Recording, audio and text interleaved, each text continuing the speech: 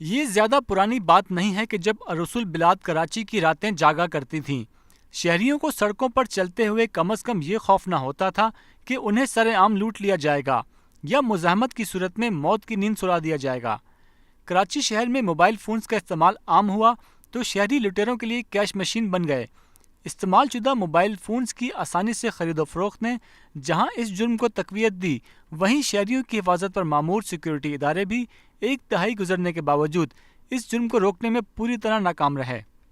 Police ناکام ہو چکی ہے اس کے اندر، اس لیے کہ جرائم اتنے ہو رہے ہیں، پولیس ناکام ہو چکی ہے۔ عوام کیا کر سکتے ہیں؟ شاپ کیپر بھی مال رکھتے ہیں، رکس ہوتا ہے ایک طرح کا، آگے کچھ کہہ نہیں سکتے کیا ہو۔ رات کو بند کر کے جاتے ہیں، صبح آتے ہیں، پتہ چلتا ہے دکان بند، لوٹ چکی ہے۔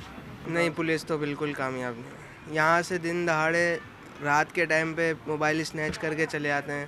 زیادہ تر جو بھی موبائل چھینے جاتے ہیں باہر چلے جاتے ہیں، ایران، افغانستان، یہاں سے تو تقریباً باہر چلے جاتے ہیں۔ کھلے عام مطلب پرچیزنگ ہو رہی ہے، CPLC بلاک سیٹ بھی بک رہے ہیں۔ رازدانی یا اسٹریٹ کرائمز کا یہ سلسلہ صرف موبائل فونز اور ٹارگٹ کے پاس موجود نقدی پر ہی نہ تھما، بلکہ جب ان مجرموں کو بآسانی ان کے اہداف حاصل ہونا شروع ہوئے تو انہوں نے شکار کا ایک اور راستہ ڈھونڈا، اور وہ تھا ATM مشین سے رقوم نکالنے والے لوگوں کی جمع پونجی پر ہاتھ صاف کرنا۔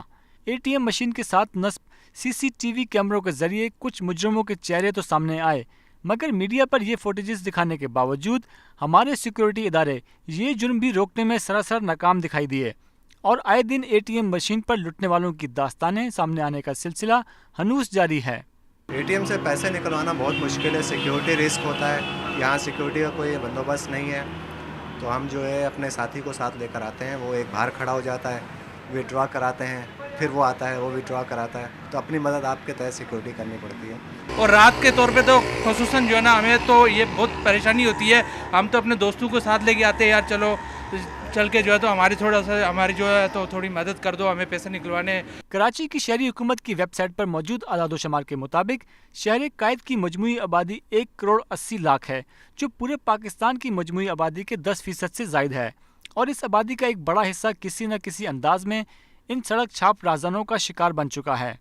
CPLC کی جانب سے جاری کردہ اگست 2009 سے جولائی 2010 تک کا ڈیٹا بتاتا ہے کہ ان 12 ماہ کے دوران 34,111 افراد کو ان کے موبائل فون سے محروم کر دیا گیا، جبکہ یہ بھی ایک حقیقت ہے کہ لوگ موبائل فون چھیننے کی رپورٹ قانونی اداروں کو زیادہ تر صرف اس صورت میں کرتے ہیں اگر اس حادثے میں ان کے شناختی کاغذات بھی چھین لیے جائیں، جبکہ زیادہ تر واقعات کو رپورٹ ہی نہیں کیا جاتا، جس کی بڑی وجہ متعلقہ اداروں پر عوام کا عدم اعتماد ہے۔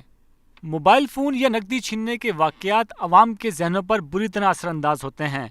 جن افراد کے ساتھ ایسے واقعات پیش آتے ہیں وہ زیادہ تر عدم تحفظ کا شکار ہو جاتے ہیں اور خود کو بے بس محسوس کرنے لگتے ہیں، جبکہ عوام سے نقدی اور موبائل فون چھیننے والے مجرم لوٹی گئی رقم کو کس لیے یا کن مقاصد کے لیے استعمال کرتے ہیں، یہ بھی ایک سوال ہے۔ ایک تو بے روزگاری کی وجہ سے لوگ ڈکیتیاں کرتے، بے روزگاری پہ مہنگائی بھی ہے، اسی وجہ سے صورتحال سب کو معلوم ہے۔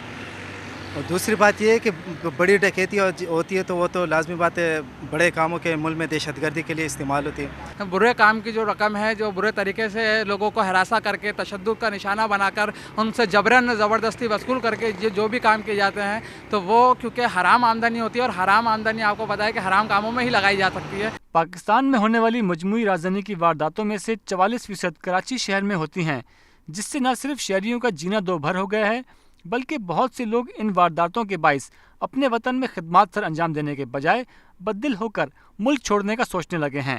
مظہر علی رضا، CNBC پاکستان، کراچی۔